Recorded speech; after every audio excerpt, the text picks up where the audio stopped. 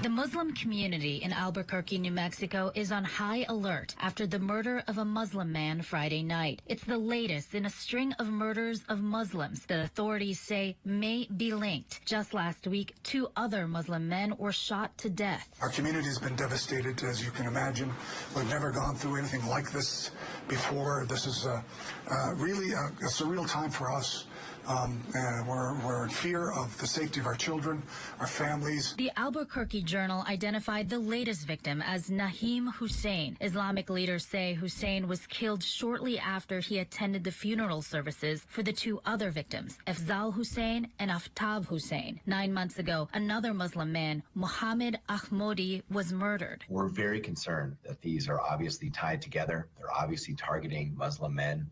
And they're happening right here in our own refugee community, historically, which has been a very safe and welcoming and inclusive place for decades. The Islamic Center of New Mexico estimates about 3,000 to 5,000 Muslims live in or around Albuquerque. Nationally, FBI statistics released in October found about 1,000 anti-Islamic hate crimes were reported in the U.S. in the previous 5 years. Pew Research indicates that in the first few months of the Trump administration, 48% of Muslims polled said they experienced some form of discrimination. That was an 8% increase from 2007. Folks in our community, in the Muslim community especially, they are afraid to even leave their house, especially at night.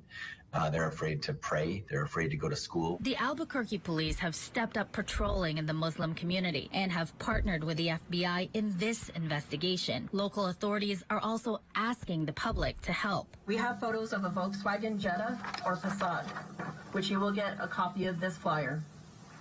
What we really want you to focus on is the first picture. The second picture does have notations of possible damage to the vehicle. However, if you see a dark-colored 4-door sedan, Volkswagen, Passat, or Jetta, we encourage you to call the police with that information. The shootings alarmed both President Joe Biden and Vice President Kamala Harris, who tweeted support for the Muslim community. For Albuquerque's mayor, it's about doing more. We have marshaled every resource to have now police presence at all our mosques during prayer time.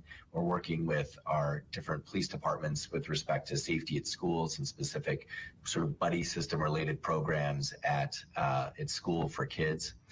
And we're even doing meal deliveries for families that are afraid to leave their house, even to get food. While the Council on American Islamic Relations said in a statement, the lives of Albuquerque Muslims are in danger, the organization urged all Muslims in the U.S. to exercise vigilance and enhance their security. Kat Sandoval, Newsy.